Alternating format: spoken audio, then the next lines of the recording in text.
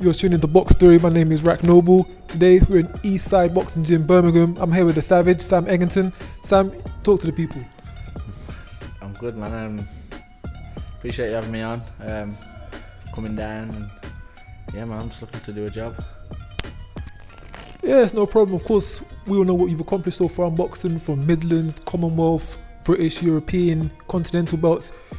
You've pretty much done it all. What direction do you feel that you're headed in now with your career? I think there's only one direction to go in. I've got to try and grab a world honour of some sort.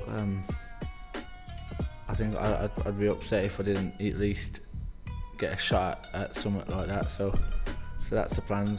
Get this one out of the way, get a big win, nice big title, and push on from there. Yeah, most definitely. Like I said, you've won European, you've won some continental belts. I think it definitely makes sense for the next transition of your career. Next fight out, 22nd of May, you'll be, first of all, you're stepping up to middleweight, which I think is taking a bit of people by surprise. Yeah. What was behind that to make you decide to go for that decision? It was just an opportunity. You know, the opportunities are there. My whole career has been opportunities. You know, starting off as a prize fighters. I'd had 2 or 3 fights before I went in my first prize fighter, and look where that got me. You know, I didn't win it, but it got me a contract of some sort, TV fights, and you know, it's gone on since then. So it's an opportunity. We wanted to fight at light middle. Your man didn't want to do light middle, he wanted to do middle. There was a title at middle, so in the end it all made sense. And if anything, it's come up better. It's come up trumps with the title that's on the line. You know, I'm over the moon. So. Because Molina, of course, he's ranked number 8 in the WBC. The fight will be for the WBC Silver Middleweight title. You win this fight in impressive style. This could potentially put you number 5, number 6 in the rankings of the WBC.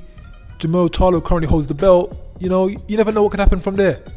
Just give me a ring. You know, we'll talk purses. Nah, look, it's what it is. I mean, like I just said, it's an opportunity. You know, winning this title, if a big, you know, I suppose what you'd call a crazy fight comes off the back of it, then it does. But I'm just here to beat who's in front of me, and when I do beat him, if a big fight comes off the back of it, then you know I'm there. Talking, of course, the man who you'll be stepping in the ring with, Molina himself, 50-fight veteran, never been stopped in 50 fights. He's a former IBF super welterweight champion. He's put blemishes on the record of the likes of Ezra Landa Lara, Julio Cesar Chavez Jr. He has notable wins over Ishii Smith, Kermit Cintron, and Corey Spinks, all world champions. Yeah. He's no pusher for opponent. He's no mug. Nah. But this is boxing. Like I say, the opportunity to box Molina alone, it is big enough for me. You know, I was all over that, you know. So the fact that the title's been put on the line, you know, it's Molina, like you say, his record speaks for itself. I'm excited to get in there and do a good job. So of course, like I said, Molina's not been stopped in his 50 fights. He's been dropped, but he's never been stopped. Do you think come the 22nd of May, you could be the first man to deliver that to him? We'll have to see. That's always plan A, so we'll have to see. You know, if it comes, it comes. I know it's cliche, I'm ready for 12, blah blah, but without a doubt, you know, you want to make a statement, you got to do something that someone else has never done in it. So it's something I definitely, you know, I plan to do. Whether it comes off, works, I don't know, but either way, I'm gonna come out with a W. So talking of stuff that people haven't done in their career before, of course, like I've listed, you've done many things in your career, from the Midlands, Commonwealth, British, European, the Continental belts.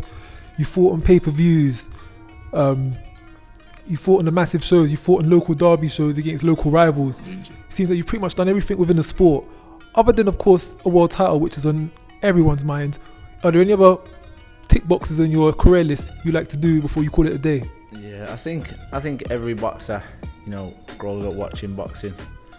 Everyone wants to box, you know, in Vegas or MGM, Caesars Palace, you know, Madison Square Garden. Take your pick. It don't really matter as long as it's in the USA. So a big fight in the US, it would be unbelievable. You know, title or no title. So that's definitely a box I'd like to tick. You know, whether it happen or not, we'll have to wait and see. But it's definitely something that if someone rang up today and asked me to, you know, and sort it out, I'd be on the plane as early as they wanted me to. So let's say in hindsight, 22nd comes by, you stop Molina, you get that number 5 ranking in the WBC, you got the silver belt. Jamal Charlo's looking for a voluntary defence in his hometown, in his local area. C-Stam Eggington, I don't mind a bit of that. Could that be ticking off 2 boxes in one go? All over it, pal. All over it. Yeah, I mean that's a big, you know, a big scary fight, but it's something that I'd relish. Yeah, I'd enjoy something like that without a doubt. You wouldn't have to ask me twice. I can guarantee that. Already, that's something you're already looking forward to. Talking of fights which were in the mix, which we talked about, I saw a couple months ago in the Sun Online, Adrian Broner's camp got in contact with your camp, talking about using you as a fight for his comeback fight, which was of course at 147. If the fight with Adrian Broner at 147 was to ever resurface, you've not been at 147 in a few years now, would it be something you consider pulling off for the occasion? Yeah, it's something I'd consider without a doubt. It wouldn't be easy, you know. It'd be hard. It'd be really hard. So it'd have to be a decent offer, and it'd have to be big enough for what I'd have to go through to make it. But it's definitely something I'd consider without a doubt. 147 is not. It's not doable without it, but it just depends what you've got left when you are at 147. And I think, you know, it's definitely something I'd be happy to find out if, you know, Broner rang back. Whatever Broner will be bringing to the table, fight-wise, I'm sure financially wise, it'll be more than worth your while, because those are those big fights, big names that just being around it can make all of the difference. And lastly, before you go, one of the biggest fights of your career, one of the most marquee fights, which I think really just put you on the map as a British high-level fighter, was the Derby fight with Frankie Gavin. Of course, you're both from Birmingham. He was a top amateur, he made it to the Olympics. Both known around the area, went into it, a lot of needle, bad blood before the fight. You came off with the win. Today in 2021, have you and Frankie let bygones be bygones? Are you now pals? Are you now buddies? Yeah, to be fair, I mean, there's a few little bits, but if I'm honest, you know, my coach John took most of the stick. I just kind of sat back, had John arguing with a few people. But yeah, Frankie's been here. He trained here after that fight.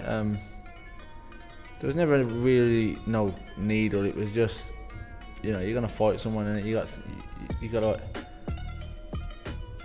have a feeling towards them, you know. So I think he needs not to like someone to box at his best. I think he needs that.